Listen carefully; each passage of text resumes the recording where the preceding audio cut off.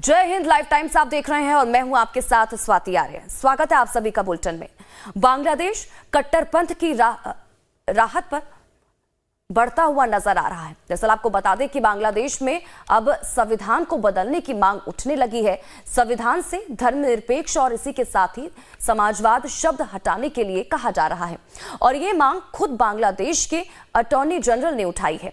और वहीं इधर सड़कों पर खुलेआम इस्कॉन से जुड़े लोगों की हत्या करने की धमकी दी जा रही है और सरकार के चीफ हो ही देश को कट्टरपंथ की तरफ धकेलने में जुटे हुए हैं। इसी से जुड़ी एक रिपोर्ट आपको दिखाते हैं।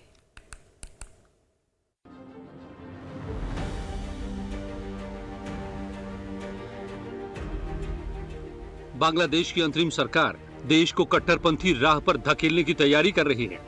बांग्लादेश को इस्लामिक देश घोषित करने की तैयारी हो रही है। बांग्लादेश की अंतरिम सरकार संविधान से धर्मनिरपेक्ष शब्द हटा सकती है। इसके लिए एक प्रस्ताव भी पेश किया गया है। अंतरिम सरकार के अटॉर्नी जनरल मोहम्मद असादुज्जमान ने प्रस्ताव पेश किया है। ये प्रस्ताव ढाका हाईकोर्ट में रखा गया है। इस प्रस्ताव में संविधान से सेक्युलर और सोशलिज्म शब्द हटाने की मांग की गई है। यानी बांग्लादेश के संविधान से समाजवाद और धर्मनिरपेक्ष शब्द हट जाएंगे। अंतरिम सरकार यही नहीं रुकी है। अब शायद बांग्लादेश में शेख हसीना की सरकार गिराने वालों को भी डर सता रहा है। इसलिए एक और प्रस्ताव भी रखा गया है। बांग्लादेश के अटॉर्नी जनरल ने संविधान का आर्टिकल 7A खत्म करने की मांग की है। आर्टिकल 7A के तहत बांग्लादेश में गैर संवैधानिक तरीके से सत्ता परिवर्तन करने पर मौत की सजा का प्रावधान है। अटॉर्नी जनरल असादुज्जमान ने शेख मुजीबुर रहमान को बांग्लादेश का राष्ट्रपिता का दर्जा देने वाले प्रावधान को हटाने की भी मांग की है। ढाका हाईकोर्ट में एक रिट पिटीशन दाखिल की गई है। इस रिट पिटीशन को कई लोगों ने दायर किया है। इस पिटीशन में शेख हसीना सरकार ने 2011 में जो संविधान संशोधन किया था उसकी वैधता को चुनौती दी गई है। अटॉर्नी जनरल के प्रस्तावों पर कोर्ट ने अंतरिम सरकार से अपना रुख साफ करने के लिए कहा है। इस पूरे मामले पर ढाका हाईकोर्ट में डबल बेंच सुनवाई कर रही है। बांग्लादेश के संविधान में 2011 में 15वां संशोधन किया गया था।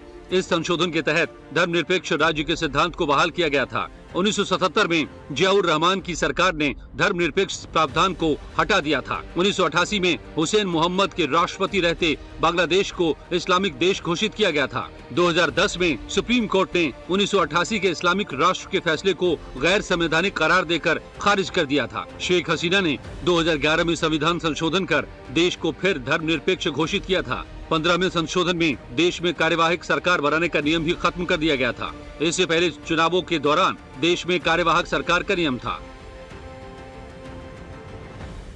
बांग्लादेश में शेख हसीना की सरकार ने संविधान में 15वां संशोधन कर शेख मुजीबुर रहमान को राष्ट्रपिता का दर्जा दिया था और गैर संवैधानिक तरीके से सत्ता हासिल करने पर मौत की सजा का प्रावधान भी कर दिया था। अब बांग्लादेश के अटॉर्नी जनरल ने गैर संवैधानिक तरीकों से सत्ता हासिल करने के प्रावधान की आलोचना की है। उन्होंने कहा है कि ये कानून लोकतांत्रिक बदलावों को बेहद कम दायरे में सीमित कर देता है और जनता के आक्रोश को भी नजरअंदाज करता है।